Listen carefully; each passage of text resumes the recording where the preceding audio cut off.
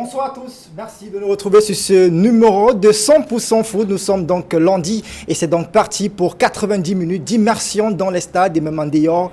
Les clichés sonores, les tout derniers qui se sont fait entendre ça et là dans les différents clubs d'Elite 1 et d'Elite 2. Vous les entendrez dans cette édition de 100% foot. On parlera du tournoi Interpol avec la formation de Issosa qui caracole donc au sommet de ce tournoi qui s'est achevé donc dimanche dernier du côté de Yaoundé, le sud-ouest. Voilà, avec sa formation Issosa est donc champion de ce tournoi Interpol. Le club a battu Bafman United sur le score de 2-0 en finale de cette compétition. Issosa qui remporte tout dans son passage. Justement, le club déjà champion a remporté également le titre de meilleure équipe, meilleur buteur, son joueur, son attaquant, et puis également bien d'autres titres dont on parlera dans cette édition de 100% foot. On regardera également la préparation dans les différentes équipes d'Elite 1 et tout. Justement, on fera un tour du côté de la colombe sportive du Diaye Lobo qui a tenu son assemblée générale cette semaine avec un nouveau PCA à la tête de cette formation. On parlera également de Stade Football Club de Bonjoun, de l'Unisport du Onkam, de Bamboutos Football Club de Bouddha, sans oublier la Coupe du monde de football féminin qui continue à s'y dérouler avec le Nigeria qui est la toute première équipe africaine qualifiée pour les huitièmes de finale. Et donc pour en parler ce soir, un panel mix. Voilà, comme on n'en a pas souvent l'habitude. Et donc, on va faire honneur aux dames, puisqu'il y en a une dame sur le plateau ce soir. Elle s'appelle Rose Chouta. Elle est journaliste du sport. Rose, bonjour et bonsoir et bienvenue sur 100% foot. Bonsoir Fabrice, c'est un plaisir renouvelé pour moi de me retrouver une fois de plus sur le plateau de 100% foot. Bonsoir à tous les téléspectateurs d'Equinox Télévision. Nous espérons passer, n'est-ce pas, un agréable moment avec vous sur ce plateau. Allez, merci d'avoir honoré l'invitation. Et juste à ma droite, le coach Laurent Diam. Voilà, il est entraîneur de football, il est également présent sur ce plateau. Coach, bonsoir et bienvenue. Bonsoir Fabrice, bonsoir à nos panélistes, bonsoir à tous les téléspectateurs d'Equinox, tous ceux qui aiment bien 100% foot. Et merci de me retrouver encore ici une fois de plus. Je sais que ça prend beaucoup de temps pour que je sois là. Merci déjà. Voilà, et on espère passer une très belle émission avec vous. Et quand on vous a sur ce plateau, on sait qu'on va aller tout de suite dans les stades justement pour parler de ce tournoi Interpol qui s'est achevé donc dimanche dernier du côté de Yaoundé avec la victoire en finale de cette compétition. Issosa justement qui a battu Bafman United sur le score de 2-0. Et donc Issosa qui est la meilleure équipe de ce tournoi Interpol à l'issue bien sûr de ce tournoi qui aura duré 2 semaines dans la capitale Yaoundé. Alors, Issosa, pour parler de cette équipe, il faut dire qu'elle a marqué justement 13 buts tout au long de ce tournoi. C'est l'équipe qui a marqué le plus de buts, la meilleure attaque justement dans ce tournoi lors de la phase de poule. Le club a également fait une belle prestation, 6 matchs joués, 4 victoires, 2 nuls, 13 buts marqués et 4 buts encaissés tout au long de ce tournoi. On rappelle également que Issosa est resté invaincu depuis 10 matchs. Donc, depuis 10 matchs, partant justement du championnat de la région du Sud-Ouest à la fin de ce tournoi Interpol, le club n'a pas été vaincu pendant 10 matchs. C'est une belle prestation pour ce club déjà champion de la région du Sud-Ouest et puis vainqueur de ce tournoi Interpol. C'est le deuxième club de la région du Sud-Ouest qui va monter en Elite Tour en espace de 2 saisons, puisque l'année dernière on a eu Victoria United justement qui s'est qualifié au tournoi Interpol, qui a été justement malheureux finaliste du tournoi Interpol du côté de Limbé. Donc c'est un autre club de la région du Sud-Ouest qui accède donc en Elite Tour pour le compte de la saison prochaine. Et lorsque le club s'était déjà qualifié pour la finale de la compétition, Valérie Ndazé, le président de la Ligue régionale du Sud-Ouest, avait également fait une sortie et il faisait des précisions. L'objectif, c'est de faire monter au moins 5 clubs jusqu'à la fin de son mandat. On va donc réécouter cet extrait de Valérie Ndazé qui faisait déjà ces précisions-là et qui lui ambitionne de faire monter 3 autres clubs durant les 3 prochaines saisons. On l'écoute. Je suis heureux, ça fait 2 ans, 2 équipes en élite, un en élite 1 et un en élite 2. Donc c'est juste pour nous prouver que le championnat du Sud-Ouest, c'est le meilleur et c'est le travail qui paie. avant que nous, on avait pris en charge comme président régional du Sud-Ouest, j'avais décidé qu'on ne peut pas avoir cette belle stade au Sud-Ouest et on n'a pas le club en élite. Et le travail avait commencé, on avait déjà commencé le travail et aujourd'hui, on peut bel et bien voir le résultat. Et les résultats sont là pour nous de voir. Je peux bien dire que la Ligue régionale du Sud-Ouest, c'est la meilleure ligue du Cameroun. Et c'est pour cela, tous les jours, on entend parler de ça. On ne peut pas lancer un caillou sur un arbre qui n'a pas de fruits. Donc le Sud-Ouest, c'est le meilleur et on continue à travailler parce que mon objectif, c'est pouvoir 4 clubs en élite pendant mon mandat. Coach Laurent Ndiam, on a écouté les propos de Valérie Ndazer. Et il parle de la Ligue régionale du Sud-Ouest comme étant la meilleure ligue de football au Cameroun. Est-ce qu'on peut l'affirmer? L'affirmer, ce serait peut-être pas le mot. Mais je vais dire que sur 2 ans, il fait quand même monter 2 clubs. Ça veut dire qu'il est dans un processus de progression positif. Il faut reconnaître quand même que la Ligue régionale du Sud-Ouest, bref, le Sud-Ouest en général, a des infrastructures, mais n'arrivait pas à avoir des clubs, n'arrivait pas à recevoir des équipes du Sud-Ouest même dans leur pour ces différentes infrastructures. Je pense que ça commence, ça prend déjà, ça fait 2 ans que 2 clubs se démarquent. On dit bravo à cette ligue-là. Maintenant, quel est le secret que la Ligue du Sud-Ouest a? Je pense que les autres ligues devrait peut-être se pencher, peut-être aller de ce côté-là pour s'enquérir de la manière par laquelle cette ligue s'organise et arrive à trouver la possibilité de faire monter quand même en 2 ans 2 clubs. C'est tout bénéfice pour eux. Et voilà, Isosa qui a affiché dans ce tournoi Interpol un beau visage avec son attaquant, lui qui a fait une prestation XXL lors de ce tournoi en 6 matchs. Tikou Egbe, voilà, Albert a marqué justement 5 buts en 6 matchs joués. Il a délivré également 3 passes décisives. Il termine le tournoi avec justement à la clé le titre de meilleur buteur et de meilleur joueur du tournoi. L'attaquant de Isosa, il a seulement 19 ans. On peut dire que c'est plutôt bien quand on a un jeune comme ça qui fait déjà de telles performances. C'est-à-dire qu'il est prometteur pour faire également d'autres belles performances en élite la saison prochaine. Rose Tuta.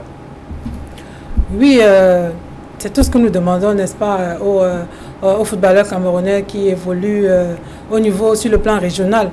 Vous voyez, c'est un joueur, il a même participé à la victoire de son club lors de cette finale. C'est lui d'ailleurs qui permet à Island of Hope Sport Academy, qu'on abrège Isocha, voilà. De remporter cette finale et d'accéder en élite tout. C'est d'ailleurs ce que le président de la fédération demande, la promotion des jeunes. Nous voyons qu'il a 19 ans et nous pensons qu'avec le président de la Ligue qui, n'est-ce pas, est en train de tout mettre en œuvre pour que les équipes de cette région, n'est-ce pas, réalisent de belles performances. Nous pensons que ce joueur, Albert Tico, il est bien parti, n'est-ce pas, il va évoluer en Ligue. Il faut maintenant que le président, son président, n'est-ce pas, mettre les joueurs et lui, bien sûr, dans de meilleures conditions, afin, n'est-ce pas, qu'il réalise une très belle saison en élite. Alors, coach Laurent Ndiam, quand on a un joueur comme celui-ci, qu'est-ce qu'on se dit quand on est entraîneur de football? Je dois avouer que j'ai quand même supervisé les Interpol pendant un bon bout et j'ai découvert ce jeune-là qui véritablement à 19 ans, je me suis rapproché de lui, on a échangé parce que je voulais savoir un peu là. J'ai vu la première journée quand ils font un match nul contre Abomban, contre Union d'Abomban, et puis je vois un jeune homme qui est vif, qui utilise bien le ballon, qui prend la profondeur, qui se donne les moyens à partir de sa qualité technique.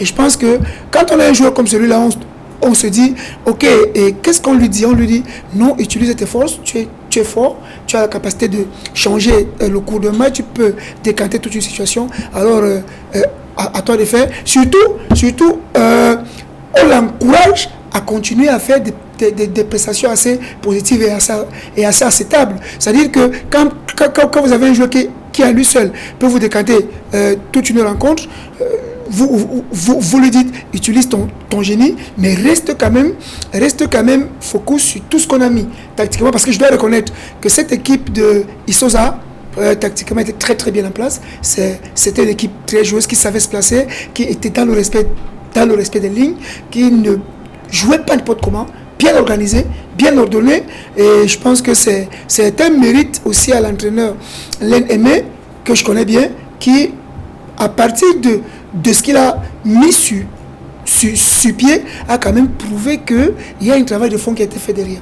Et voilà, Rose Tuta, quand on a un joueur comme celui-ci, Chikou Egbe, qui a fait une belle prestation avec à la clé le sac de meilleur buteur à l'issue de ce tournoi Interpol, et quand on a vu lors des 2 saisons écoulées que nos meilleurs buteurs, que ce soit en Elite 1 et en Elite 2, après une belle saison, vont du côté de l'Occident. Qu'est-ce qu'il faut par exemple pour convaincre un tel joueur de rester encore et de faire encore plaisir au Cameroun? On doit tout simplement mettre ce joueur dans de bonnes conditions. Nous l'avons vu déjà avec le joueur de Coton Sport. Voilà. La saison dernière, Sohaibou, à Orlando, en Afrique du Sud. En Afrique du Sud, alors qu'il avec, je pense, des meilleures opportunités. En fait, ce que nous pouvons demander au président des clubs, c'est de mettre les joueurs, n'est-ce pas, dans des meilleures conditions. En fait, que ces joueurs-là, n'est-ce pas, puissent évoluer normalement. Vous voyez, ces joueurs ils pensent tout simplement à quitter le pays parce qu'ils aimeraient améliorer leurs conditions. Même déjà les salaires, n'est-ce pas, qui doivent être donnés aux joueurs ne sont pas respectés. Et le joueur, lui, est amoureux du football, il a envie de faire carrière dans le football, alors il met tout ce qu'il a dans son ventre, n'est-ce pas, pour faire carrière. Tout ce qu'il demande, n'est-ce pas, c'est d'être bien entretenu, qu'on s'occupe de lui. Il faut qu'il y ait de la récupération. Parce que quand ils accèdent en élite tout, la première chose pour lui, ce sera de quitter, de partir. De quitter le pays. S'il y a une opportunité, il va partir. Et puis, on ne sait même pas s'il va rester en élite avec Isosa. Avec Isosa, parce qu'il a déjà, n'est-ce pas, il a des propositions. Et c'est bien pour lui. Nous voulons tout simplement que les joueurs, nous voulons l'évolution des joueurs, des footballeurs camerounais. Donc, que les présidents des clubs essayent de mettre les joueurs dans de bonnes conditions afin de leur permettre de produire le meilleur d'eux-mêmes. Ne pas s'empresser de partir, n'est-ce pas, hors du pays, parce que souvent ils arrivent là-bas, ils ne réalisent pas de belles performances. À peine une demi-saison jouée, ils sont de retour au Cameroun. Parce que nous pensons qu'ils se sont précipités. Alors que nous devons faire en sorte qu'ils évoluent d'abord, ils aient un bon niveau. Et après, ils pourront signer, n'est-ce pas, un contrat juteux pour leur permettre d'évoluer dans d'autres championnats. Justement, coach Laurent Jam, quel est le discours qu'on peut tenir à un tel joueur? On sait que 19 ans, c'est très jeune. Parfois, après une telle performance, on peut se prendre la tête. On peut se laisser emporter par certaines folies, entre guillemets. Parfois, on est plus concentré parce qu'une fois qu'on a brillé, on a apprécié ça et là. Quel est le discours qu'on peut tenir à un tel joueur en tant qu'entraîneur pour qu'il reste focus pour la suite qui peut être meilleur pour lui qui est encore sur une marge de progression? Déjà, il est jeune. Déjà, il est très jeune. La première des choses qu'on doit lui dire, c'est tu es jeune, tu dois continuer à progresser parce que tu sors d'une grande compétition, on ne te connaissait pas. Et maintenant qu'on te connaît, il est important que tu restes au sommet. C'est très difficile. Arriver au sommet et se maintenir est très difficile.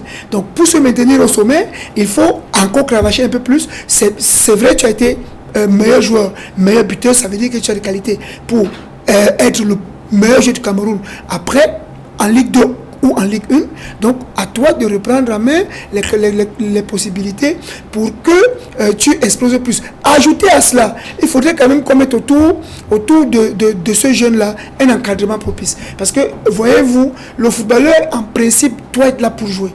Il ne doit pas être là pour gérer d'autres soucis. On doit mettre autour de lui la possibilité de la réussite profonde. Celle de continuer à l'encourager à être plus fort, mais mettre, comme elle disait tout à l'heure, encadrer ça de manière à ce qu'il ne se sente pas lésé, qu'il se sente concerné par la réussite qui est en train de lui tendre grandement les bras. Je pense que c'est un chemin, mais on doit tenir un discours progressif. Tu viens de démontrer que tu as de qualité, alors calme-toi, reviens sur terre, sois tranquille, redémontre doublement. Quand tu vas te maintenir au sommet, alors tu auras le gros bonus que que tout le monde souhaite et que tout le monde attend. Je pense que quand on utilise un discours comme ça à un enfant, il comprend un peu l'importance de la réussite dans le milieu qu'il a choisi. Et là, on encadre ça et voilà, on pense qu'on croise les doigts pour que ça soit positif. Et voilà, Issocha justement du Sud-Ouest qui, on le rappelle, a montré un bon visage, champion de ce tournoi Interpol. Mais à côté, il y a eu la formation de Bafoussam United qui, elle, est champion de la région du Nord-Ouest et qui, voilà, s'est incliné en finale de cette compétition, 0 but contre 2. Donc c'est donc le Nord-Ouest et le Sud-Ouest qui s'est montré beaucoup plus performant lors de ce tournoi. Et donc en troisième position, on a la formation de Puma qui elle est venue à bout de Volcan du Noun. C'était lors de la petite finale qui s'est jouée seulement quelques heures avant la grande finale. Et voilà, on note que Issocha est premier. Deuxième, c'est la formation de Bafoussam United. Puma Football Club termine troisième. Et la quatrième marche du podium, la quatrième marche de ce tournoi Interpol est occupée par la formation de Volcan du Noun. Restons un peu sur ce quatuor de tête. Rose Tuta, un mot à dire sur ces équipes? Oui, nous pouvons adresser nos félicitations aux deux équipes. Issocha, oui, Issocha de Limbe et Bafoussam United.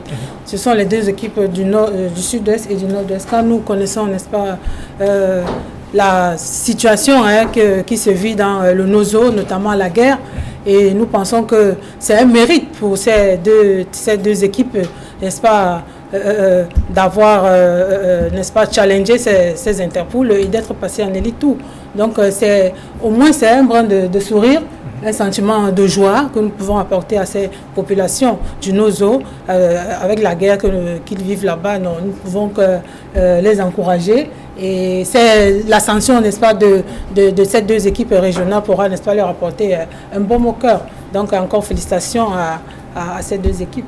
Et Claude Laurent-Diam, pour sortir complètement du sujet, oui. On a dit sur le quatuor des têtes. Oui, j'ai peut-être, pour avoir vécu ces Interpol-là, me dire qu'il y a un club comme Volcan qui a mal géré, qui a peut-être mal géré sa période forte. Parce qu'il y a des matchs qu'on ne perd pas. On ne peut pas avoir fait un si bon tournoi parce qu'on les a sentis quand même bien. Peut-être que la possibilité de la récupération leur a posé un problème. Je suis resté un peu sous ma faim au dernier match. Mais je pense qu'en gros, déjà, il faut tirer un gros coup de chapeau à la fédération. Je peux vous rassurer que tous les matchs faisaient stade plein. C'était déjà, c'est une grosse réussite. On pense que quand on a un tournoi comme celui-là et que à chaque fois le public répond présent, ça veut dire que le jeu aussi est attrayant. Les spectateurs sont obligés d'arriver parce que c'est bien fait. Maintenant sur les 4, je crois que la meilleure équipe est passée quand même première. Ça, il faut le reconnaître. On a vu une très belle équipe d'Issocha qui était tactiquement très bien. Tactiquement, avec des joueurs très disciplinés, mais on a vu une grosse équipe de Bafoussam qui maîtrisait la compétition. Parce que quand on les voyait jouer, eux, c'était objectif monter en Ligue 2. C'était venir faire un résultat direct sans forcément plaire complètement au public, mais être sérieux, être utile à chaque fois qu'ils avaient les possibilités. On a vu une équipe de Puma qui a commencé à prendre comme un moteur diesel au fur et à mesure, et je pense qu'il leur a manqué à un moment donné un peu de fraîcheur physique en début de match de demi-finale, parce que se faire prendre 2 buts en moins de 20 minutes, en moins de 20 minutes dans une compétition comme celle-là, je pense qu'il y a eu un petit problème de fraîcheur physique parce que j'étais au match, mais je crois qu'en gros ce fut 4 équipes méritantes. Au-delà de tout ce qu'on peut penser, ce fut 4 équipes méritantes, même si on a vu aussi une équipe d'Union La Bomba qui pouvait apporter quelque chose derrière ça, mais les 4 équipes méritantes sont passées et la plus forte pour moi, c'est véritablement cette équipe de Issocha qui a démontré tactiquement, avec des joueurs très talentueux, avec une organisation de jeu qui était véritablement intéressante à voir. On a vu comme pour moi comment ils étaient retranchés, ils étaient médians, ils savaient sortir quand il fallait sortir, ils savaient prendre la profondeur quand il fallait la prendre, garder le ballon quand il fallait garder. Je pense que c'était bien organisé et on dit bravo à tout ça. Ça démontre que dans d'autres zones, il y a un bon boulot qui est fait. Il n'y a pas seulement au littoral et au centre. On se rend compte qu'au fur et à mesure, ça prend plus de valeur ailleurs. Et tous, on doit se mettre encore au travail pour continuer à faire plaisir au public comme on l'a fait, comme j'ai vu aux interpellés. Un public qui était justement très nombreux. Rose Tuta, vous voulez réagir? Oui, si je peux ajouter quelque chose. C'est vrai qu'on dit merci à la fédération pour l'organisation. La petite remarque est tout simplement les stades, comme vient de le dire le coach, étaient pleins à craquer. Pourquoi ne pas les faire pour les années... L'année prochaine, par exemple, organiser ces matchs dans des stades à capacité, n'est-ce pas, plus importante, parce que vous savez, le stade de Ngouakele, 5000 places, et le stade annexe, 2000 places, c'était complètement bondé. Donc, la petite remarque que moi j'ai faite, c'est tout simplement si on ne pourrait pas, n'est-ce pas, lors des échéances futures, jouer, n'est-ce pas, ces interpôles dans des stades. Mais moi, je pense qu'il faut un début à tout. On a peut-être essayé, en regardant la capacité que ça va présenter, on s'est rendu compte qu'il y avait peut-être un peu plus de monde que d'espace. Oui. Forcément, la fédération va prendre ça en considération. Justement, et je pense qu'il faut ajouter à ça, contrairement à ce que j'écoute souvent, je crois qu'il faut ajouter à ça l'actif du fait que les entraîneurs travaillent. Parce que malgré tout, si le spectacle n'est pas assez beau, les gens ne viendront pas au stade. Et je crois que c'est parce que le spectacle était quand même à la hauteur de ce qu'on souhaitait, que les gens se disaient, ok, allons revoir ça, est-ce que ça va se répéter? Et je crois que ça, c'est quelque chose à mettre à l'actif. Si je suis d'accord avec elle, que peut-être à un moment donné, le public était un peu plus. Ça aussi, ça commence à être une touche que la fédération met. Comment est-ce qu'elle fait pour avoir autant de public? Je pense que c'est déjà une très bonne chose. On dit bravo à la fédération pour ça. Et on continue à attendre que les autres échéances soient belles. Oui, on va certainement dire bravo à la fédération pour l'organisation de ce tournoi Interpol, mais il faut également que lorsque le championnat régional se joue, qu'il se joue également sur des stades.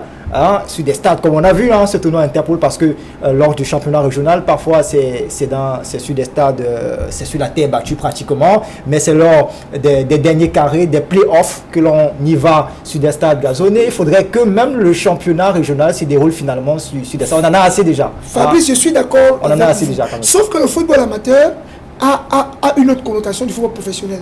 On va progressivement. C'est-à-dire qu'on donne la possibilité de savoir qu'on part de l'amateur pour arriver à professionnel.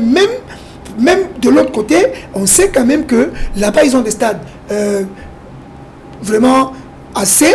Ils ont assez de stades.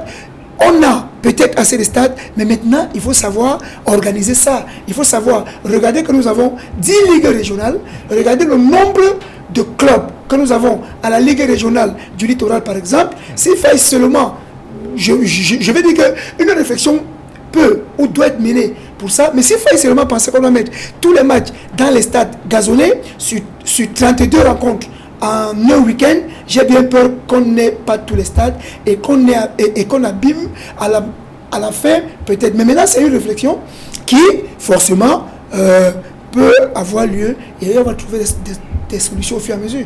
Moi, ce que je propose souvent, c'est qu'on pense qu'on construit une maison en un jour, on va progressivement. Il y a un exécutif qui est là, on voit ce que c'est là en train d'apporter.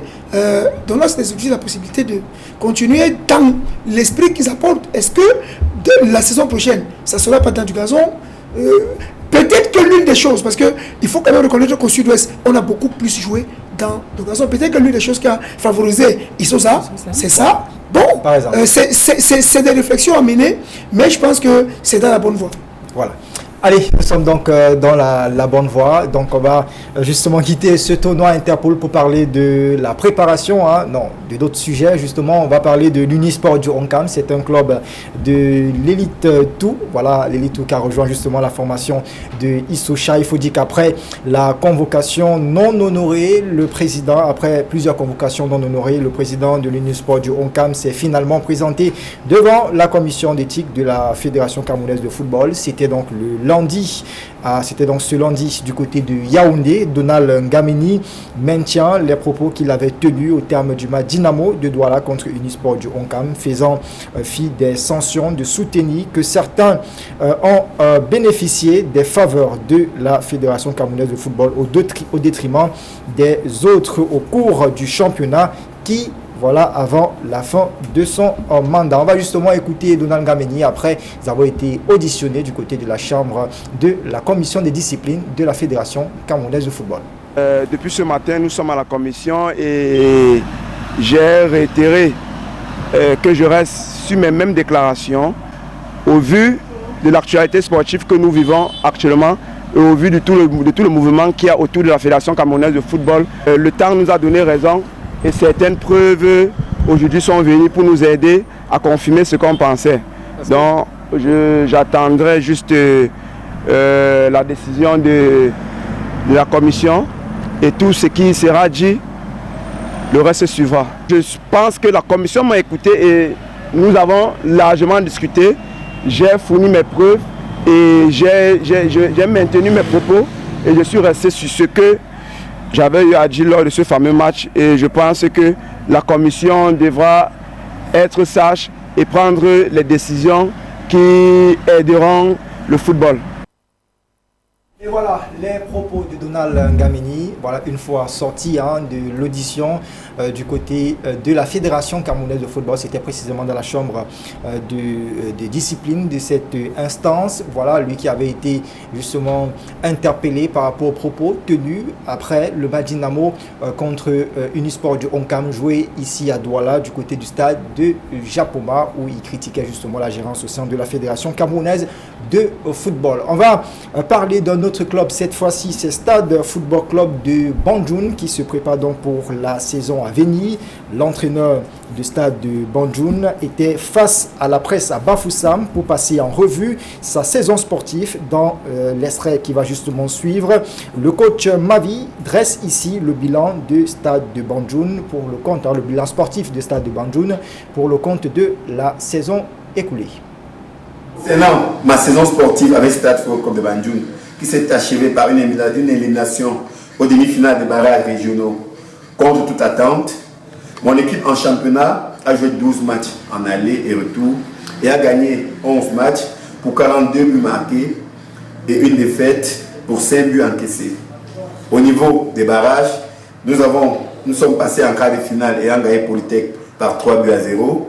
Nous nous sommes inclinés devant Rizière de Fumbot après avoir fait 2 buts partout au temps réel. Nous sommes inclinés à la série de tirs au but 5 buts. Nous avons fait un parcours élogieux et remarquable qui s'est arrêté en demi-finale contre le de Bamenda sur la penalty qui n'en était vraiment pas un si on se refait à la vidéo. Il faut bien rappeler que dès les 32e de finale, nous avons éliminé tout à tout Dragon de Yaoundé par 4 buts à 0, Bamboutos de Bouddha par 2 buts à 1, Stade Renard de Melon par 2 buts à 1 et Stade Bertois au tir au but 5 buts à 4. Comme vous le constatez, chacun pouvant apprécier à sa façon ce bilan comptable et en tirer les conséquences. Et voilà le bilan sportif de Stade Football Club de Banjul qui, on le rappelle, a terminé sa course, comme le disait le coach, en demi-finale de la Coupe du Cameroun. Cette année, c'était la grosse surprise pratiquement de toute la saison. Le club qui s'est arraché toutes les attentions tout au long du championnat après avoir quand même fait une prestation plus ou moins bonne lors du championnat régional du côté de la région de l'Ouest. Coach Laurent Diam, vous avez suivi également Stade de Banjul. Oui, je crois qu'ils ont perdu un match qu'il ne fallait pas perdre. C'est-à-dire que quand on perd un match où on manque un penalty à la 118e minute, on se fait égaliser ensuite et après on est éliminé au tir au but par les Interpol.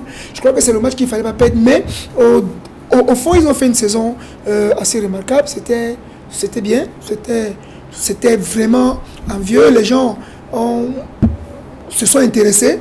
Malheureusement, nous sommes peut-être restés sur notre fin parce qu'on se disait que c'était l'année où rien de stade.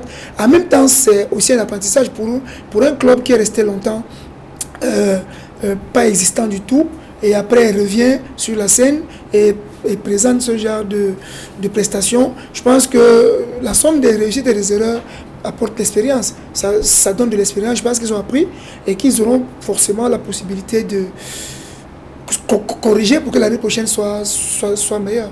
Alors Rose-Touta, quand on a un club comme Stade de Banjul qui part du championnat régional du côté de l'Ouest, arrive quand même en demi-finale de la Coupe du Cameroun contre toute attente et voilà, il faut repartir sur une nouvelle saison, c'est quand même difficile. comment on peut justement se contenir pour pouvoir repartir sur une nouvelle saison quand on sait que c'est souvent très difficile pour arriver à cette étape de la compétition? Je dirais que c'est la grosse déception, n'est-ce pas, du côté de l'Ouest avec cette formation du stade de Banjul. Malheureusement, cette année, ils n'ont rien prouvé. Alors, qu'est-ce que nous pouvons dire, Fabrice? C'est tout simplement repartir sur de nouvelles bases, n'est-ce pas? Travailler davantage, voir quelles ont été les erreurs, qu'est-ce qui n'a pas marché, après avoir, n'est-ce pas, mis tout en place pour réaliser de meilleures performances. Ça n'a pas donné, il faut revoir les stratégies, tactiquement, qu'est-ce qu'il faut faire, revoir, n'est-ce pas, même l'organisation, parce que quand ça ne marche pas, alors qu'ils avaient de grosses ambitions, comme le coach vient de le dire, je pense tout simplement que l'équipe devrait, n'est-ce pas, se remettre en question, faire le bilan, quelles ont été les forces, quelles ont été les faiblesses, et mieux se préparer pour la suite. C'est tout ce que nous pouvons leur dire, et beaucoup de courage. Nous avons vu tout ce qu'ils ont mis vraiment pour, n'est-ce pas, réaliser une meilleure performance. Donc, leur dire beaucoup de courage et bonne chance pour la suite. Porté également par de nombreux fans du côté de la région de l'Ouest. On a poussé Stade de Banjul, mais finalement, voilà, le club a finalement terminé sa course en demi-finale de la Coupe du Cameroun. On va écouter cette fois, une fois de plus, le coach Mavi, qui cette fois parle de son avenir sur le banc de touche de cette équipe. Voilà, on va écouter le coach Mavi. Revenir sur ce que les gens disent, vous ne pouvez pas empêcher à un enfant dans l'état de pleurer. C'est normal que quand nous perdons, qu'il y ait des choses à dire. Je voulais prendre un cas de figure. Vous savez, maintenant que je suis habillé comme vous voyez bien en blanc, vous voyez ma posture extérieure, vous savez que je suis en boubou, je suis en blanc, je suis en chapeau. Mais à l'intérieur, vous savez, parce que j'ai mis, vous avez passé mon Bermuda et rouge, si c'est jaune, donc vous comprenez que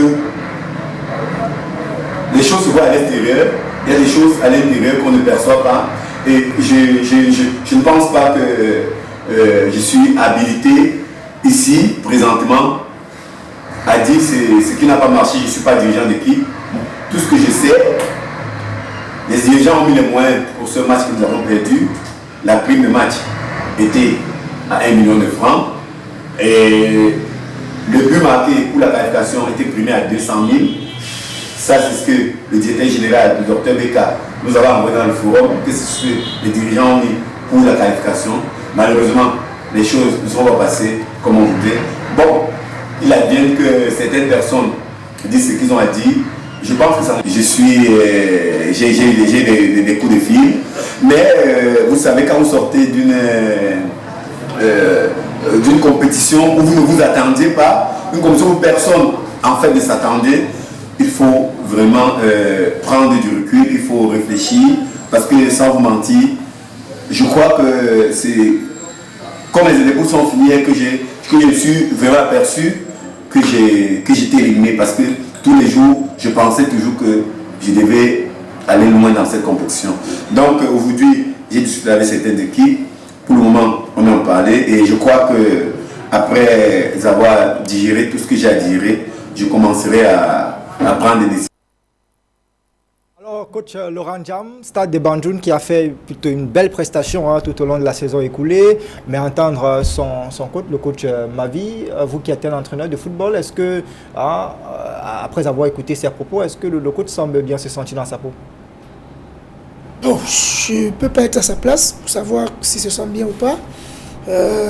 Il est seul comptable de ce pourquoi il parle. Mais à l'écouter, quand même, à l'entendre, on a comme l'impression qu'il a été grandement déçu quand même. À partir de la saison, il a été déçu au dernier moment. Il ne s'attendait peut-être pas à ce virement de dernière seconde pour un match qu'on perd. Mais je pense qu'il est en train de tirer de bonnes leçons. Je le pense au vu de ce qu'on écoute. Je pense qu'il tire de bons enseignements. Et il a dit lui-même que après cette conférence de presse, après les Interpol, il va faire un peu de vide et voir comment rebondir à sa manière. Bon, est-ce que c'est dans le club, est-ce que c'est hors club? Là, on ne peut pas le savoir parce qu'il n'a pas dit. Mais je crois qu'il a tout notre soutien avec tout le boulot qu'il a pu abattre cette saison. Je crois qu'il est important qu'il se défoule et qu'après, il prenne la bonne décision. Alors, Rose, vous êtes journaliste, hein, et on a vu le coach qui dresse le bilan, le coach qui parle de son avenir au sein du club. Expliquez-nous un peu l'opportunité de la sortie. Est-ce que pour vous, ça sied? Bon, j'aurais un avis un tout petit peu mitigé, n'est-ce pas? D'un autre côté, je ne comprends pas trop pourquoi cette conférence de presse, pourquoi cette sortie. Et de l'autre côté également, je peux le comprendre, n'est-ce pas? Parce que, au vu, n'est-ce pas, des attentes que le public avait face envers le stade de Banjul, et tout simplement, n'est-ce pas, ils le sentent qu'ils n'ont pas produit les résultats attendus. Alors pour lui, c'est une façon de se justifier, n'est-ce pas, un peu d'avoir un peu, n'est-ce pas, la vie de reconnaître les erreurs, les échecs, n'est-ce pas, des stades de Banjul, parce que comme je l'ai dit tout à l'heure, c'est la grosse déception avec tout ce qu'ils avaient, n'est-ce pas, comme ambition cette année. C'est la raison pour laquelle je pense que le coach fait ses sorties. Bon, maintenant, je ne sais pas si il le fait sous l'impulsion du président ou alors c'est pour apaiser son cœur à lui déjà et le cœur des fans. Mais tout ce que j'aimerais dire au coach, c'est que malgré le fait qu'ils aient perdu contre des équipes classées, n'est-ce pas, inférieures sur le papier, le ballon est rond. Et quand tout le monde, chaque équipe qui vient jouer, n'est-ce pas, se prépare en conséquence. On ne sait pas, nous avons vu des équipes bien préparées perdre face, n'est-ce pas, à des équipes moins bonnes. Donc, c'est le ballon, il doit tout simplement l'accepter, il doit tout simplement le comprendre. À l'issue d'un match de football, il faut toujours qu'il y ait un gagnant et un perdant. C'est pour ça que nous disions tout à l'heure, il doit revoir, n'est-ce pas, ils ont péché à quel niveau et pouvoir, n'est-ce pas, prendre les mesures pour que cela ne se répète plus la prochaine fois. Bon, maintenant, est-ce que le coach va rester? Il a dit lui-même, il ne sait pas. À l'intérieur de lui, on le voit en blanc et puis on ne sait pas ce qu'il y a à l'intérieur. Façon de dire que lui-même ne connaît pas encore quel est son avenir. Mais nous également, nous attendons. Nous allons voir s'il y aura un changement au niveau du staff technique du stade de Banjul. Nous verrons. Mais bon, ça arrive, hein, ça arrive. Un match de football, c'est comme ça arrive. Et voilà, coach Laurent Ndiam, voilà, le public qui a été déçu. Voilà, déçu, pas véritablement, parce que le club avait déjà quand même montré un beau visage, on n'attendait pas là où il est arrivé cette saison. Vous, en tant que, avec le regard d'entraîneur, comment est-ce que vous jugez la sortie de l'entraîneur? De l'entraîneur, justement. La sortie de l'entraîneur. Le code Mabi. Ben, je vous ai dit qu'il a des raisons, forcément, qu'il pousse à faire une sortie. On ne fait pas une sortie pour faire, on ne se lève pas et on va faire une sortie. Non, on fait une sortie parce qu'il y a forcément des choses soit à clarifier, soit bien bref à expliquer. Il est le seul à savoir pourquoi il fait la sortie. Et je crois, la dame l'a dit tout à l'heure, est-ce que c'est par le président? Est-ce que c'est pas son initiative? Je pense que c'est pas son initiative. Je pense qu'il y avait des choses à expliquer, comme on l'a dit. Et je me dis, bon, la sortie peut, à un certain niveau, permettre à ce que certaines choses qui sont peut-être pas bien faites se fassent et que l'année prochaine, que ce soit une nouvelle équipe, une équipe toute nouvelle avec des idées nouvelles qui revient en sachant un peu comment gérer ce genre de situation quand on est en compétition comme ça. Maintenant, l'entraîneur reste le maître de son bateau, il sait exactement ce qui n'a pas été à un moment donné, comment est-ce qu'il peut corriger ça, que ce soit à Stade Banjul ou ailleurs, parce que je l'ai dit, c'est la somme des erreurs et des réussites qui donnent l'expérience. Donc à partir de ça, il peut, à partir de cet échec, se reconstruire une nouvelle forme avec le club et voir ce qu'il y a le jeu. Mais la sortie, il sait pourquoi il a fait. Et puis, voilà, en principe, c'est à lui qu'on poserait la question. Voilà, et le public qui lui garde toujours le goût amer, parce que le goût sucré, ça s'évacue très vite. On garde toujours ce qui n'a pas toujours marché. Du côté des fans, parfois il faut des sorties comme ça pour clarifier. Alors, on va parler d'un autre club. Cette fois-ci, on va en Elite One et on va parler de la Colombe sportive du Dia Lobo. Le club a tenu son assemblée générale, c'était son assemblée générale ordinaire. Après avoir passé une décennie à la tête du conseil d'administration, André Noël Essian décide de passer la main à une autre personne. Ce sera donc désormais Mathieu Alain Doko Edjane qui sera le nouveau président du conseil d'administration de la Colombe sportive du Djaï Lobo. C'est la principale information de cette assemblée générale du club qui s'est tenue donc le 30 juillet dernier à la salle des actes de l'hôtel de ville de Sarmilima. Plus que par le passé, la Colombe du Djaï Lobo est déterminée cette saison à aller chercher un titre, d'où le budget de 245 millions de francs CFA prévu pour la saison à venir. L'origine de cette augmentation, c'est la création des catégories inférieures et la section féminine à l'effet de s'arrimer aux exigences exigées par la Fédération camerounaise de football.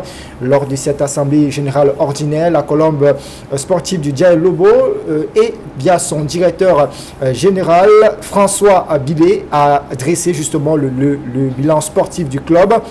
Il faut dire que logé dans la poule A la saison écoulée, en Elite One, le club a terminé 7e sur 11 avec 23 points et une place de demi-finaliste de la Coupe du Cameroun. Voilà donc les différentes informations sorties au terme de cette assemblée générale. On note quand même que le club a un nouveau PCA, Mathieu Alain Doko, et puis le budget prévisionnel de cette saison 2022-2023 noté, c'est 245 millions de francs CFA avec une vision de créer une section féminine et justement des équipes jeunes telles que exigées par la Fédération camerounaise de football.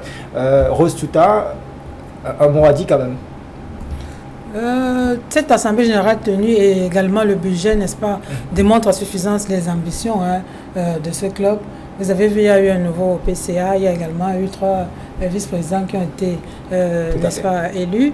Et le premier vice-président, je crois que c'est M. Cyrus Ngor. Le deuxième, M. Abondo, et le troisième, Zan Martial. Nous pensons que ça démontre tout simplement l'ambition, n'est-ce pas, de ce club.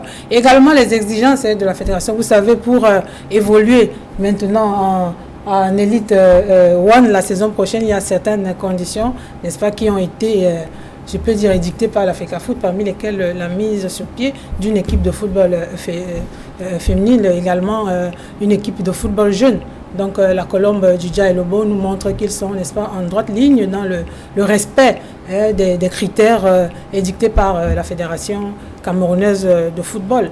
Et puis nous demandons également aux autres équipes de bien vouloir s'arrimer, parce que ça va, n'est-ce pas, il y a beaucoup de salive qui coule tout autour de ces exigences. Nous ne savons pas d'ici le 30 septembre, date de début du championnat Elite One, combien de clubs, déjà 19 au départ, combien de clubs réussiront, n'est-ce pas, à respecter ces différentes conditions édictées par la Fédération camerounaise de football. Allez, permettez-moi, cher monsieur, de rappeler justement ces conditions pour prendre part au championnat Elite One et tout de la saison prochaine. Voici les conditions de la Fédération camerounaise de football. Pour toutes les équipes du championnat Elite One et tout, il faudra disposer d'un programme approuvé de formation des jeunes joueurs. Il faudra disposer également d'un programme de suivi médical des joueurs. Il faudra disposer des équipes féminines. On a vu avec la Colombe sportive du Djaï Lobo qui envisage justement s'arrimer à cette exigence-là. Il faut également disposer d'un médecin reconnu par l'ordre. Il faut disposer d'un kinésithérapeute. Il faut disposer d'un stade d'entraînement réglementaire. Également disposer de comptes dans une banque de première catégorie, des bureaux avec des adresses officielles, un secrétaire administratif officiel, et donc tous les clubs désormais ont l'obligation de payer les salaires des joueurs uniquement par virement bancaire. Donc ce sera uniquement par virement bancaire dès la saison prochaine. C'est ce que exige donc la Fédération camerounaise de football. Il faudra, autre exigence, c'est que le personnel de tous les clubs doit être enregistré à la Caisse nationale de prévoyance sociale. Ce sont donc les nouvelles exigences de la Fédération camerounaise de football. Kouldorandiam, quand on entend ça, c'est dit que on peut avoir, je vais dire, avoir je vais dire, s'estimer à un championnat plutôt meilleur la saison prochaine? Très meilleur. Moi, je pense que c'est une question de mentalité et d'habitude. C'est-à-dire que nous n'avons pas eu cette habitude de faire du football le métier qui est le plus beau pour moi au monde. C'est-à-dire que si la fédération trouve que la meilleure façon pour que notre football se développe, c'est rester dans les critères, c'est respecter ces critères qui pour moi doivent être des critères qui permettent à ce que le joueur, parce que tout ce qu'on fait tourne autour du joueur de football. Il faudrait que le joueur se sente concerné par le travail qu'il doit exercer. Et je pense que pour qu'il exerce ce travail, il faut qu'il y ait quand même des organisations bien mises en place au départ. Moi je crois que oui, ça peut peut-être faire mal, oui, ça peut peut-être être difficile, mais je pense sincèrement que tout ça est faisable. Et chaque club qui se verra respecter ça, dans 2-3 ans, on aura un championnat largement différent. Aujourd'hui, ça paraît difficile à comprendre, aujourd'hui, ça paraît difficile à intégrer, mais quand on va intégrer cela, vous allez voir que ça, tout payera, parce qu'il n'est quand même pas normal qu'il n'y ait pas de visée dans chaque club. Il n'est quand même pas normal, je prends un exemple, qu'on dise qu'un club, par exemple, a un directeur technique alors qu'il n'a pas des structures jeunes. Comment est-ce qu'on fait ça? Comment est-ce qu'on fait qu'un club ait un directeur technique sans structure jeune? Il fait quoi? Il organise quoi? Donc moi je pense que c'est des restrictions qui sont arrivées à point nommé pour permettre à ce que notre championnat prenne une autre envergure. Et je reste convaincu qu'au départ ça sera difficile, mais quand ça va prendre, ça sera tout bénéfique pour tout le monde. Et voilà, des nouvelles conditions. Rose Tchouta, on a suivi. Vous, qu'est-ce que ça vous inspire? C'est de bon augure, tout simplement parce que c'est en droite ligne dans le cadre de la professionnalisation de notre football. Si nous voulons que le championnat soit professionnel, un peu comme ça se passe dans des autres pays, il faudrait que toutes ces conditions, n'est-ce pas, soient mises en place et appliquées. Je veux même ajouter quelque chose, Fabrice. Déjà pour, n'est-ce pas, l'obtention de cette licence CAF, il faut également un responsable sûreté et sécurité. Parmi les conditions, n'est-ce pas, exigées par la Fédération camerounaise de football, il faudrait également que le club n'ait pas d'arriéré de salaire. Même sur l'année antérieure, que ce soit un entraîneur, que ce soit des joueurs, il faudrait qu'il n'y ait pas d'arriéré. Il faudrait également pas d'arriéré sur le plan social et fiscal. Vous voyez que si, n'est-ce pas, ces mesures sont respectées et qu'elles sont vraiment mises sur pied, nous pensons que le joueur, parce que nous battons, n'est-ce pas, pour le bien-être du footballeur camerounais. Si nous voulons redonner à ce football-là sa gloire d'antan, je pense que ça passe, n'est-ce pas, par cette professionnalisation de nos différents championnats, Elite 1, Elite 2, et la mise, n'est-ce pas, sur pied de tous ces critères. Nous savons que ça ne sera pas facile, n'est-ce pas, parce qu'en même temps, il faut un budget prévisionnel, un bilan, même avant le début du championnat. Ça ne sera pas facile, mais si, n'est-ce pas, ces mesures sont respectées, nous pensons que le football camerounais, n'est-ce pas, se professionnalisera vraiment et que les footballeurs se sentiront à l'aise d'abord chez eux et ce ne sera que meilleur. Nous verrons un bon football sur le terrain, parce que vous savez, si vous savez que vous êtes dans les conditions, n'est-ce pas, adéquates pour bien faire votre boulot, bien faire votre job, je crois que ce sera fait et on aura une meilleure une qualité de jeu, et puis le public n'en sera que régalé. Donc, Fabrice, pourquoi pensez-vous que les joueurs camerounais, c'est quand même du Cameroun qu'on parle, que les joueurs camerounais se lèvent et vont en Tanzanie jouer? Parce que la Tanzanie a pris un temps soit peu, un peu de recul, et s'est dit il faut que notre championnat devienne véritablement professionnel. Ils ont travaillé longtemps pour que cela soit ici, et aujourd'hui, un joueur camerounais quitte au Cameroun pour aller jouer en Tanzanie. Ce qui ne pouvait pas se faire il y a 20 ans. Il y a 30 ans, c'est pas possible. On parle quand même d'un pays 5 fois. Donc, il faudrait que la mentalité change. Et on pense qu'en le faisant, on fait du mal. Non. Si on insiste, si le joueur camerounais se rend compte à un moment donné que effectivement son salaire est récurrent, son salaire passe à toutes les fois. Pourquoi lui demander d'aller à l'extérieur alors qu'il peut avoir le même salaire ici sur place? Il y a des entraîneurs ici qui ne partent pas à l'extérieur en fonction. Moi, je ne peux pas aller à l'extérieur en fonction de ce qu'on peut me proposer par rapport à ici.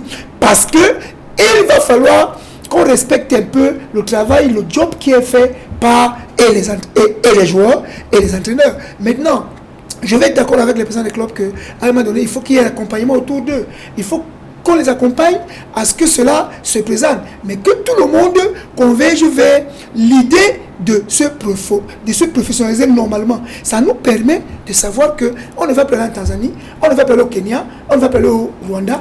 On peut remettre notre championnat à valeur normale et voir Tabi, le jeune de 19 ans, qui ne sera pas convoité à sortir pour aller en Tanzanie, Maroc et où. Et ça, notre championnat peut arriver. Maroc en Arabie Saoudite. Notre championnat peut arriver à ce niveau-là. Et après, on voit ce que cela nous donne. Et voilà, donc c'est une double mission, à la fois pour les présidents des clubs qui doivent déjà prendre l'engagement de payer effectivement les joueurs, et la Fédération camerounaise de football qui doit également jouer le rôle de gendarme, et qui doit s'assurer effectivement que ces joueurs soient payés. Eh bien, on parle de salaire des joueurs, on sait que ça a été l'une des causes de ce que Bambutos Football Club de Bouda n'a pas obtenu la licence CAF qui devait lui permettre de prendre part à la Coupe de la Confédération africaine de football. Et donc la fédération a justifié cela par le fait que le club n'a pas payé les joueurs. Mais face à la presse, il y a quelques jours, l'administration du club rejette en bloc, les données évoquées par la Fédération camerounaise de football, et estime qu'il s'agit d'une cabale contre le club de la région de l'Ouest. Le directeur général explique par exemple que la fédération devait accompagner Bambutos Football Club de Bouda comme l'exige les règlements de la Confédération africaine de football. On va justement écouter un extrait d'abord du directeur général Pascal Dissorc, et à sa suite on va écouter le directeur financier de Bambutos Football Club de Bouda qui lui fait savoir que la fédération doit un peu plus ou alors à peu près 100 millions de francs CFA au club Bambutos, et voilà que la fédération aurait pu débiter la somme des joueurs dont on disait qu'ils n'ont pas obtenu les salaires, et pour que le club puisse véritablement jouer la Coupe de la Confédération africaine de football. On va écouter donc cet extrait capté par Emos Fongo. La CAF demande inviter les clubs à demander une licence. Là, la FECAFOOT a fait cela. Assurer le suivi et soutenir les clubs lors des préparations de leurs documents. Donc, vous comprenez très bien que la FECAFOOT devait nous coacher, nous guider. Mais par surprise, en aucun jour, ils ont commencé, mais ils ont été bloqués à un moment de nous coacher. Parce que l'information est venue, il faut nuire à Bambutos. Est-ce que c'est notre football que nous voulons faire grandir, la grandeur de football qu'on chante tous les jours? Est-ce que c'est cela, cette grandeur? Fixer une date limite avant laquelle les clubs doivent compléter la soumission des documents. Bambutos est notifié 48 heures avant qu'ils ne vont plus, qu'ils sont disqualifiés de la CAF. La date ne nous permet même pas de faire cet appel à moins de 24 heures. Vous voyez, ça, ils ont cette information, mais ils ont gardé. Malgré cela, la CAF a ajouté quelques temps, et que nous avons pris le temps de contacter l'association Sinafroc, que nous avons fait appel à tous les joueurs. Et voilà la réaction du directeur général de Bambutos Football Club de Bouda, Pascal Dissorc, qui évoquait que la Fédération camerounaise de football a notifié Bambutos Football Club de Bouda de ce qu'il ne pouvait pas prendre part à la Coupe de la CAF seulement 48 heures avant. Pourtant, les règlements de la Confédération africaine de football veulent que le club soit notifié au moins 3 mois avant pour se préparer. On a quand même entendu que la fédération devrait accompagner quand même le club, mais visiblement on n'a pas vu cette assistance. Le coach Laurent Diam, même s'il faut quand même dire qu'il fallait respecter le fait que les salaires soient payés. Même s'il ne revient pas à moi de parler de ce genre de sujet parce que je pense que la fédération est assez outillée pour gérer ce genre de choses. Moi, dans ce que je comprends qu'il y a un problème de paiement de salaire. Maintenant, est-ce que ce problème de paiement de salaire a été résolu? C'est peut-être là où il faut poser le problème parce que je pense qu'on parle ça a été résolu, mais tard, selon la fédération. Ben, si ça a été résolu tard, et vous dites, si ça a été résolu tard, pourquoi est-ce qu'on le fait donc? J'étais directement le gros problème sur la Fédé. Je crois qu'il y a un problème d'entente entre Bamboutos et sa tutelle, que le club Bamboutos se rapproche. Je ne pense pas que la fédération veuille ne pas avoir les clubs. Moi, je pense que la fédération veut s'entourer de tous ces clubs. Je disais tout à l'heure ici que les mentalités sont encore un peu difficiles. C'est un peu difficile de faire intégrer complètement tout ce qu'on a besoin. Même moi, président du club, dès que vous me dites, quand vous me sortez la liste de tout ce qu'il faut là pour être club professionnel d'un coup, je mets les mains sur la tête. Mais je pense que plus tard, c'est un peu comme à l'école, c'est-à-dire que quand on a mis des règles à l'école pour que ça prenne, ça prend le temps que ça prend le temps que ça peut prendre, mais plus tard ça finit par rentrer dans la tête. Alors Rose Tchouta, on n'aura pas de représentant à la Coupe de la Confédération africaine de football. Le Cameroun, 5 fois champion d'Afrique, 8 participations à la Coupe du Monde. Pourtant, à côté, on a des clubs comme le Cap-Vert, la Tanzanie, qui ont parfois 3, 4 représentants. C'est dit qu'il y a véritablement un problème. Oui, Fabrice, c'est vraiment dommage, n'est-ce pas, pour le football camerounais qui a encore manqué, n'est-ce pas, une chance de se voir mieux classé, n'est-ce pas, sur le plan international. Déjà, qu'est-ce que je peux dire par rapport à Bamboutos de Bouddha? Vraiment, nul ne peut se prévaloir de sa propre turpitude, parce que les textes, n'est-ce pas, de la CAF sont clairs. N'est-ce pas, afin d'obtenir une licence CAF, vous devriez pas avoir d'arrêt de salaire, comme nous venons de le dire. Le même club Bamboutos avait déjà été sanctionné, je crois, il y a 2 ans, pour ne pas avoir payé, je crois, ses entraîneurs. Donc, cette année, pareil, ils ont des arrêts. C'est dommage pour le football camerounais, n'est-ce pas, comme nous venons de le dire. Quoique, si nous faisons, n'est-ce pas, un peu de recul, ça aurait été bien, n'est-ce pas, que Bamboutos puisse représenter le Cameroun, que nous ayons un autre représentant en dehors de Coton Sport de Garoua. Maintenant, Bamboutos de Bouddha, aujourd'hui, on peut dire quoi, donner le bâton, n'est-ce pas, pour se faire fouetter.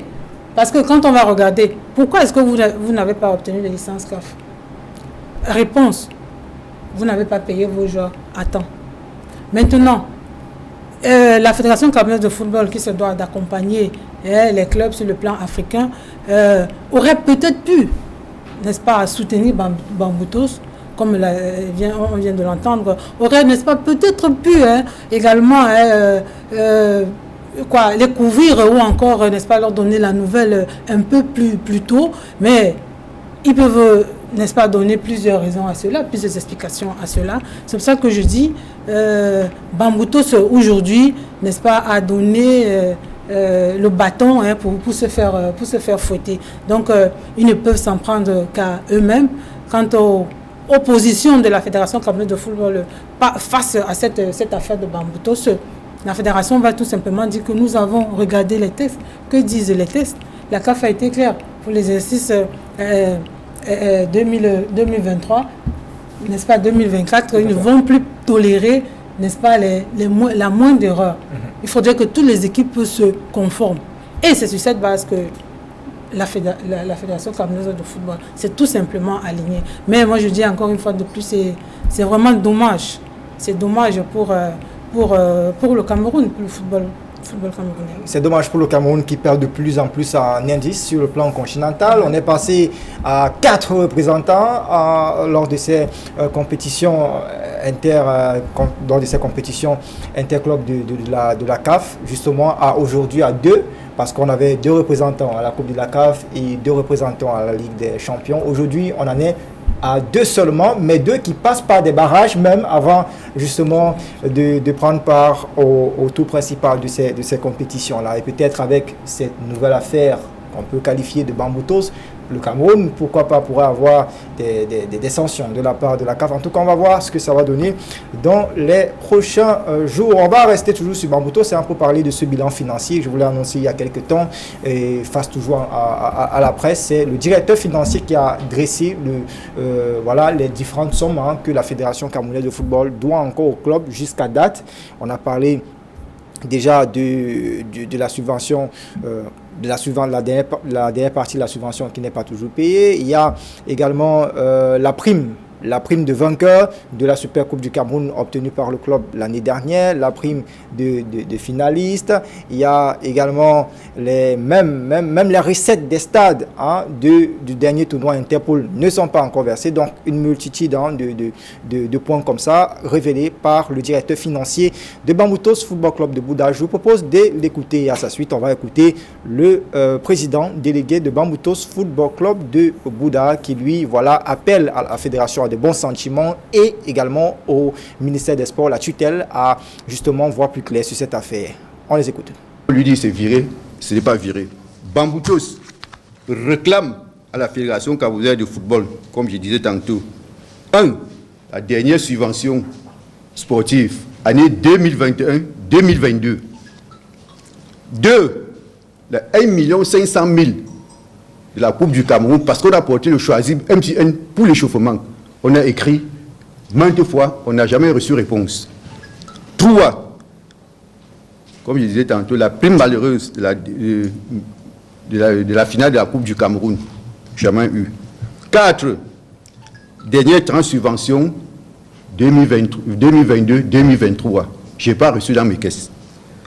5, les 25 millions qu'on a brandi au stade Omnisport, Bamboutos, et deuxième au championnat de Ligue 1.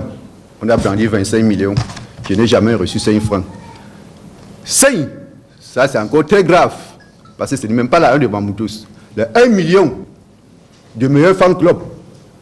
Parce que quand je passe, on dit que grand-mère, vous mangez pour vous et vous mangez même pour nous. Donc, le 1 million de fan club, jamais perçu. 7, 8. Il faut que vous compreniez que ce que nous réclamons à Africa Foot, c'est nos droits, c'est une distribution de droits et pas la subvention.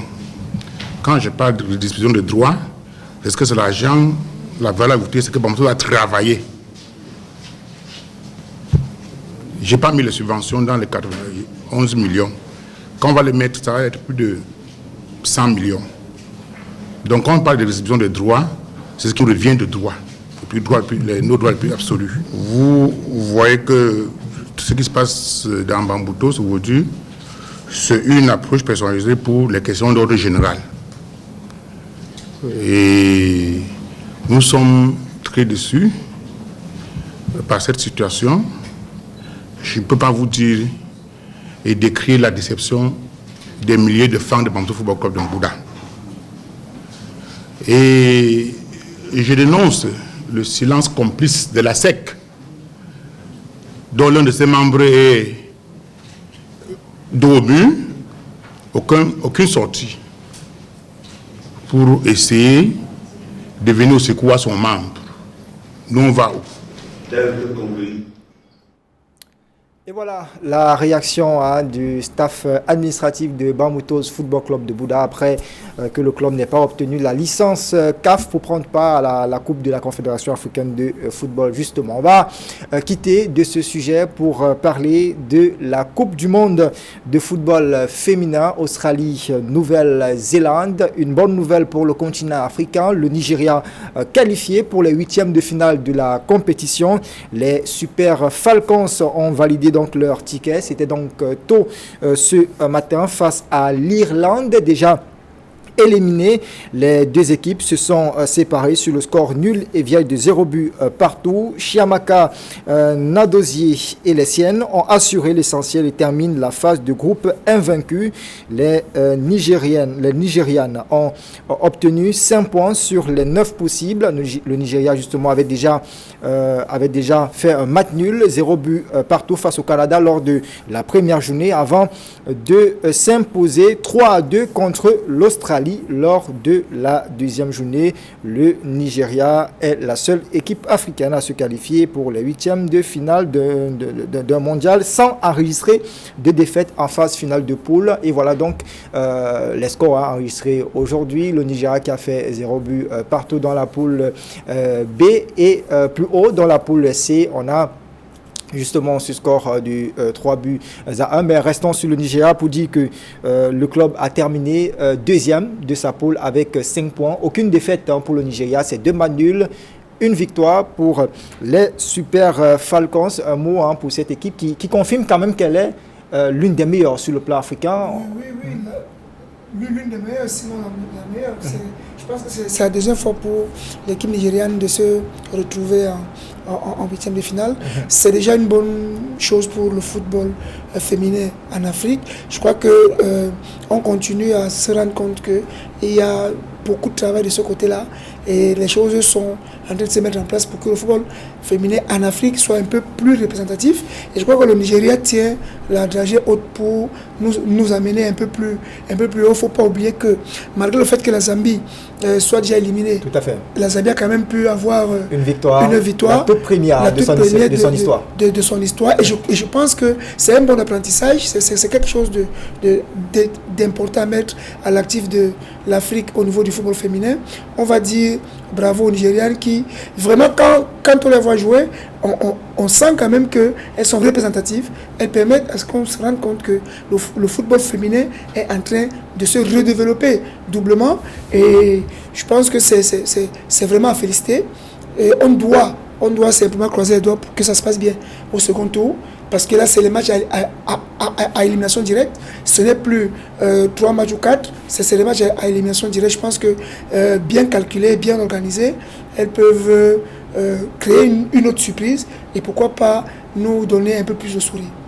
Et voilà, le Nigeria qui, 24 ans après, on sait qu'en 1999, les Super Falcons avaient également joué les quarts de finale. Mais pour la phase de poule, elles n'avaient pas fait mieux que cette compétition. Ici, au moins, elles n'ont pas enregistré de défaites. C'est dire qu'elles ont montré plutôt un bon visage avec ces belles performances. Le Nigeria ici vous convainc jusqu'ici, Rose Touta? Oui, jusqu'ici, n'est-ce pas, parmi les 4 équipes africaines représentées à cette Coupe du Monde, nous disons que le Nigeria réalise une belle performance. Vous avez vu le premier match du Nigeria contre le Canada. Le Nigeria, malgré le fait qu'elles ont évolué à 9, elles ont réussi à faire un score de parité avec le Canada, pourtant championne olympique en titre. Donc, jusqu'ici, elles sont qualifiées pour le deuxième tour avec... n'ayant enregistré aucune défaite. Donc nous pensons que le Nigeria peut faire mieux qu'en 1999 où elles ont joué n'est-ce pas, les quarts de finale. Elles ont le potentiel, elles ont les joueurs pour et puis le coach également devoir continuer à mettre sur pied sa tactique. Nous n'avons pas compris aujourd'hui, il a commencé par faire jouer Assissat.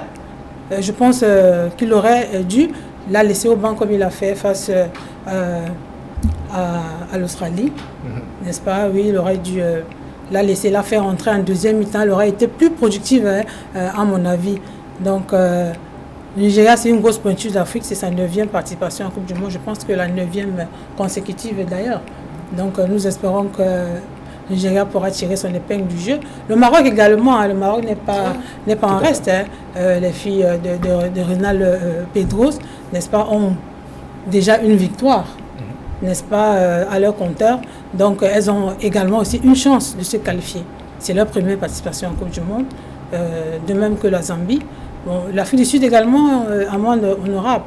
Donc, nous pouvons, n'est-ce pas, encourager ces Super Falcons Nigeria pour redorer, n'est-ce pas, ou bien encore défendre les couleurs du football féminin africain. Et voilà, coach Laurent Jam, comme chez les hommes, on peut espérer Nigeria en demi-finale de la compétition. Mais on croise les doigts. Je pense que oui, le Nigeria commence à s'habituer à cette compétition-là. Le Nigeria commence à bien apprendre. Le Nigeria sait déjà que voilà comment ça se passe en Coupe du Monde, parce que faire 9 participations d'affilée à une Coupe du Monde, quand même, c'est aussi de l'expérience qu'on acquiert, et ça permet de corriger certains tas qu'on a eu par le passé. Maintenant, il faut qu'on croise les doigts pour que cette fois soit la bonne. Je dois quand même relever que plus les matchs avancent, plus le niveau de la compétition augmente. On a vu un gros match France-Brésil, on a vu un match d'aujourd'hui que les Nigériens nous ont présenté. Je pense que si les Nigériens peuvent nous présenter ce genre de copie au premier tour, et qu'elles sont en train de monter en puissance, ça veut dire qu'au second tour, il y aura de belles choses en perspective. Non, nous croisons tous les doigts en pensant qu'elles peuvent continuer à nous permettre de sourire. On se met tous derrière le Maroc pour espérer une deuxième victoire et une qualification. Et là, on aura donc 2 équipes et on verra comment ça peut s'organiser. Mais je crois qu'il y a quelque chose qui peut se faire derrière le Nigeria. Il y a quelque chose qui peut se faire derrière le Nigeria qui, jusqu'ici, on n'a pas encore vu sa joueuse vedette sortie. Le grand jeu, vous avez évoqué tout à l'heure, Assisat Oshoala. Voilà, ballon d'or africain, voilà, c'est elle qui détient donc le ballon d'or africain. On n'a pas encore vu un grand visage. Je l'avais dit lors du match d'aujourd'hui qu'elle aurait pu commencer sur le banc.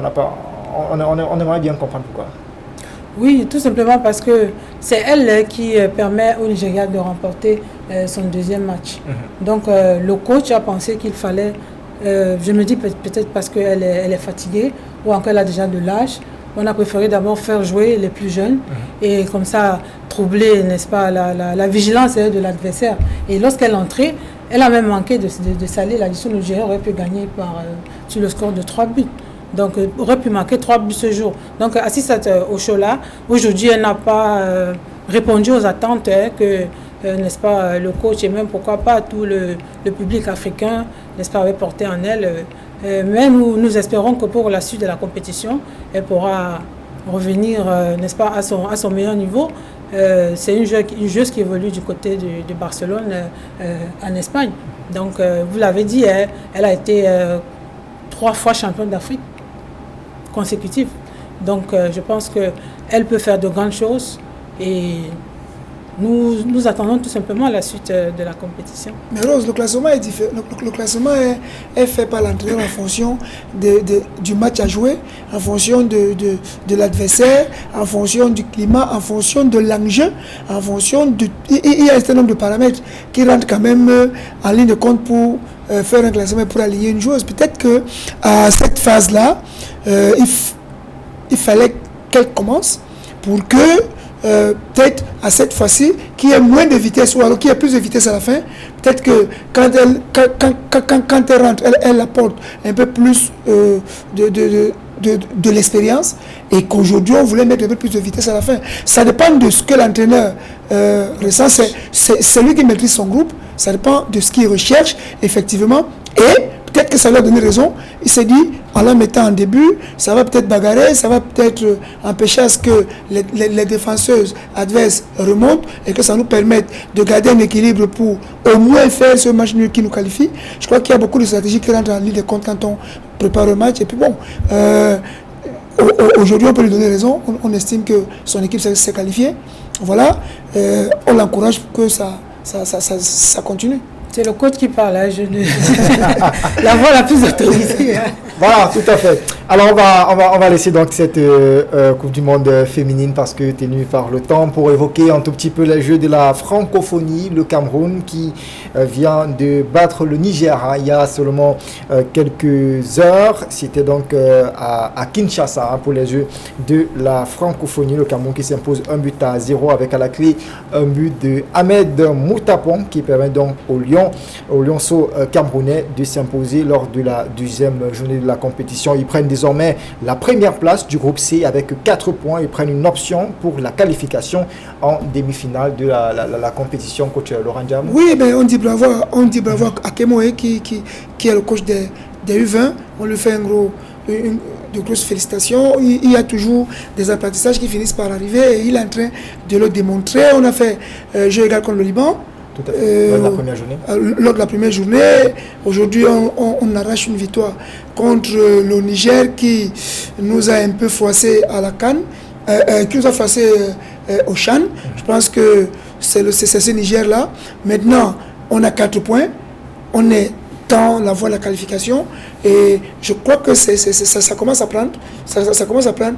Et je le dis toujours, tout ne peut pas être rose au début.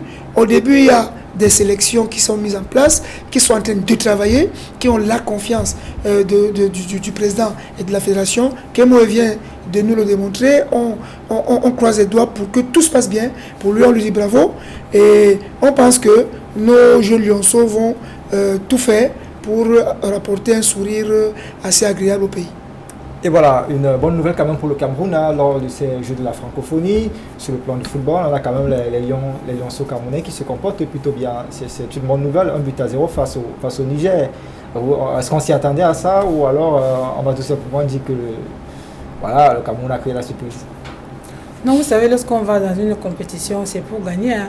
On met, n'est-ce pas, tout ce qu'il y a à mettre en place pour pouvoir, n'est-ce pas, remporter la victoire. Jusqu'ici, les U20, ils ont 4 points. C'est de bon augure. Si, n'est-ce pas, nous pouvons obtenir le sourire de la part de ces lionceaux, puisque depuis un certain temps, ce n'est pas vraiment la réussite avec d'autres équipes du Cameroun. Alors ici, les U20 peuvent continuer sur cette lancée et de permettre au moins aux Camerounais d'espérer remporter un titre, pourquoi pas. Bonne chance au coach camerounais et à ses poulains. Et voilà, on va sortir par une discipline qui n'est pas très loin du football classique que l'on connaît, c'est le Maracana. C'est une compétition, c'est une discipline qui se joue sur un stade de Rennes, sur le football sur un stade de Rennes et qui se joue avec des critères un peu particuliers. Il faut dire que le Cameroun se prépare justement pour la Coupe d'Afrique des Nations de la discipline qui va se jouer au Bénin. Ce sera du 24 qui va se jouer justement au Bénin du 24 du 14 au 24 septembre, voilà, du côté du Bénin pour cette Coupe d'Afrique des Nations. Il faut dire que le Cameroun est justement en lice pour organiser la Coupe du Monde de cette compétition qui va se jouer justement dans 3 ans. Le Cameroun qui est en lice donc pour organiser, qui va se jouer en 2026, justement dans 3 ans. Et le président de l'association de Maracana au Cameroun, qui est le directeur Herbert Doubissi, qui espère que le ministère des Sports fait passer donc l'association à la fédération pour avoir des chances d'organiser cette Coupe du Monde là, parce que le Cameroun est quand même avec des grosses têtes sur le plan mondial. On parle quand même du Qatar, on parle de l'Arabie Saoudite qui sont en lice pour organiser cette Coupe du Monde 2026. On rappelle qu'il a d'ores et déjà soumis le dossier du côté du ministère des Sports pour que l'association soit finalement convertie en fédération pleinement pour avoir donc les chances d'organiser cette compétition. Et on rappelle que le Cameroun a abrité il y a quelques mois encore la Coupe d'Afrique des Nations de cette discipline, où on a eu une dizaine de pays africains qui ont pris part donc à la compétition. C'est donc ce critère-là qui met un peu le Cameroun favori pour organiser donc la Coupe du Monde de cette compétition qui aura lieu en 2026. Mais il faudrait également l'appui du gouvernement avec, pourquoi pas, le fait que cette instance puisse passer d'association à fédération pour avoir plus de chances d'organiser la Coupe du Monde 2026. On va donc peut-être un mot sur la discipline avant peut-être de sortir. C'est toujours de bon augure d'avoir de nouvelles disciplines. Ça permet que, en voyant les lois et les règles qui sont là-bas, on peut les déporter pour mieux travailler au football à 11. Bon, je pense que c'est toujours quelque chose de pas mal. On sera grandement un peu plus curieux pour voir comment ça s'organise et avoir de bonnes idées pour travailler différemment dans nos différentes équipes. Un mot sur la discipline, Rose Chuta? Je dirais que c'est une bonne chose pour les footballeurs. Vous savez, il y a ceux qui n'ont pas la chance de jouer sur du gazon, qui ont des talents, sont pétris de talents, qui sont des bons dribbleurs, qui ne savent pas évoluer sur de grands espaces et qui, n'est-ce pas, peuvent réaliser de bonnes performances, notamment en termes de football salle ou encore le Maracana. Donc ça permettra, n'est-ce pas, aux jeunes Camerounais de venir s'essayer, n'est-ce pas, de mettre, n'est-ce pas, en avant leur passion du football, cette autre manière de jouer au football sur un terrain de handball. Je pense que c'est une belle opportunité pour le Cameroun et également pour ces amoureux du ballon rond d'un autre genre. Et voilà, c'est sur ces mots voilà, qu'on va se séparer, ou alors un dernier mot à passer avant de quitter cette émission 100% foot. Tout simplement, merci de m'avoir invité sur le plateau d'Equinox Télévision. Ça fait, n'est-ce pas, un bon bout. Je suis pas venue. Il y a déjà mon état de santé qui ne me permettait plus de faire le plateau et même de travailler. Donc, je suis en train, si on peut dire, de reprendre un peu avec les invitations, les réponses sur le plateau. Donc, merci. Nous espérons que nous avons passé un bon moment et bonne chance aux équipes africaines engagées en Coupe du Monde. Bonne chance aux U20 qui évoluent de l'autre côté de la francophonie. Merci également d'avoir été avec le coach ce soir. Donc, bonne soirée à tous. Allez, merci également à vous, Rose Chuta. Je rappelle que vous êtes journaliste. En tout cas, portez-vous bien et revenez-nous la prochaine fois. Coach Laurent Ndiaye, merci également d'avoir accepté l'invitation. Merci Fabrice. Je crois que j'ai longtemps hésité, mais là, j'ai passé un très bon moment. Rose a été très intéressante. Je dois quand même finir par dire que bravo à Kemo et le coach des U20 et surtout bravo à la fédération pour ces Interpol organisés. J'ai supervisé un peu les Interpol. Je vous assure, c'était très très bien organisé. J'ai supervisé les playoffs ici en Ligue 1. Je pense que ça commence à se mettre en place.